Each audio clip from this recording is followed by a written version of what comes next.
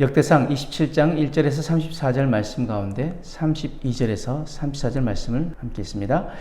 다윗의 숙부 요나단은 지혜가 있어서 모사가 되며 서기관도 되었고, 학모니의 아들 여이엘은 왕자들의 수종자가 되었고, 아히도벨은 왕의 모사가 되었고, 아렉 사람 후세는 왕의 벗이 되었고, 브나의 아들 여호야다와 아비아달은 아히도벨의 뒤를 이었고, 요압은 왕의 군대 지휘관이 되었더라. 아멘. 사람은 누구나 목적을 가지고 살아갑니다. 목적 없는 삶은 방향을 잃고, 방향을 잃은 삶은 결국 방황하게 됩니다. 오늘 본문은 다윗이 그의 군대와 지파수장, 내각을 조직하는 이야기입니다.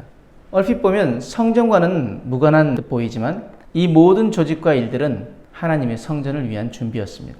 오늘 우리는 다윗의 삶의 모든 영역을 어떻게 하나님 중심으로 재편했는지를 통해 우리 역시 하나님의 영광을 위해 살아가는 삶이 어떤 것인지를 배우길 원합니다. 27장은 먼저 이렇게 시작합니다. 1절 말씀 보면은 이스라엘 자손의 모든 가문의 우두머리와 천부장과 백부장과 왕을 섬기는 관원들이 그들의 숫자대로 반이 나누이니 각 반열이 24,000명씩이라 1년 동안 달마다 들어가며 나왔으니, 우리는 27장이 마치 성전과 무관한 정부 조직 이야기처럼 느껴질 수 있습니다.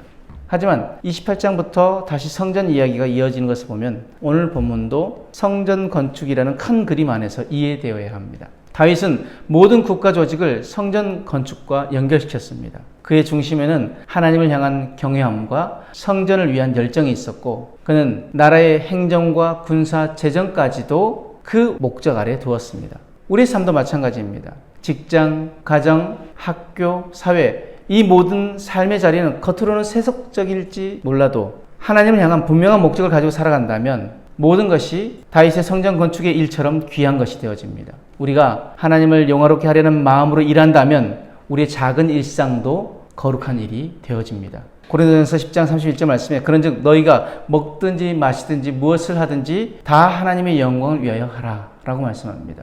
우리가 행하는 모든 일들, 그 모든 것들이 하나님의 영광을 위하여 한다면 내 삶의 모든 자리가 비록 어떤 것들은 굉장히 사소해 보이는 일이라 할지라도 그것이 거룩한 일이 되어진다는 것을 여러분 기억하시기 바랍니다. 또한 27장은 다윗이 군대를 조직하고 인원을 계수한 내용을 담고 있습니다. 그러나 이것은 과거에 다윗이 하나님 앞에 죄를 범했던 인구 주소와는 전혀 다릅니다.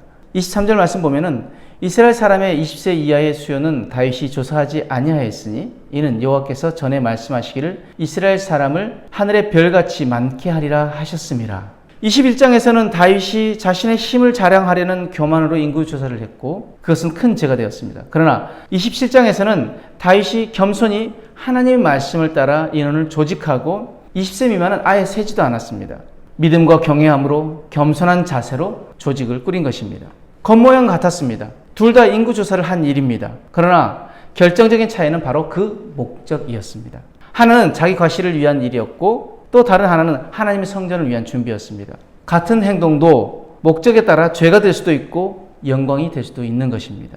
우리의 삶도 그렇습니다. 지금 우리가 하는 일은 겉으로 보기에는 똑같은 일일 수 있습니다. 그러나 그 동기가 하나님의 영광을 위한 것인지 아니면 내 자랑과 유익을 위한 것인지에 따라 하나님 앞에서의 평가는 완전히 달라집니다. 골로새서 3장 23절에서 24절 말씀에 무슨 일을 하든지 마음을 다하여 주께 하듯 하고 사람에게 하듯 하지 말라. 이는 기업의 상을 주께 받을 줄 아나니 너희는 주 그리스도를 섬기느니라. 아멘. 우리가 무슨 일을 하든지 주께 하듯 한다면 우리 직장에서도 또 가정에서도 우리가 있는 공동체 안에서도 우리가 주님을 섬기듯이 또 주를 대하듯이 한다면 우리 모든 삶의 일들이 하나님의 영광을 위한 삶들이 되어질 줄 믿습니다. 말씀의 결론으로 다윗은 하나님을 향한 분명한 목적을 가지고 있었기에 성전 건축뿐만 아니라 군대 조직과 국가 행정까지도 하나님을 위한 일이 되었습니다. 하나님은 오늘도 목적이 분명한 자를 통해 일하십니다. 우리의 인생이 하나님의 영광이라는 목적을 향해 나아간다면 우리의 삶의 모든 영역은 거룩한 사명이 됩니다. 하루의 노동, 가정의 돌봄, 학업, 직장생활 그 모든 일이 하나님의 거룩한 계획 안에서 사용될 수 있습니다. 그러므로 오늘 우리는 이 말씀을 가지고 이렇게 결단하길 원합니다. 첫 번째, 하나님의 영광을 삶의 최우선 목적으로 삼겠습니다. 내 일상의 모든 영역이 하나님의 영광을 위한 삶이 되길 원합니다. 두 번째, 지금 하고 있는 일과 그 자리에서 최선을 다하겠습니다. 하나님을 위한 목적을 품는다면 나의 직장, 가사일도 그리고 공부하는 일도 성전 건축처럼 존귀해질 수 있습니다. 마지막으로 내 삶의 목적이 바른지 매일 점검하고 또 점검하겠습니다. 지금 하고 있는 일이 하나님의 영광을 위한 목적에 부합한지 우리는 늘 점검해야 될 줄 믿습니다. 하나님은 오늘도 우리 각자의 삶을 통해 영광 받으시길 원하십니다. 우리의 삶이 겉보기에는 작고 평범할지라도 그 목적이 하나님께 있다면 우리의 모든 삶은 성전과 같은 삶이 됩니다. 하나님의 영광을 위해 살아가는 인생, 그 인생 결코 헛된 인생이 아니라 복된 인생임을 기억하시기 바랍니다. 사랑하는 여러분, 우리의 모든 날, 모든 일, 모든 수고가 주의 영광을 위한 삶이 되어지길 주님으로 축복합니다. 아멘.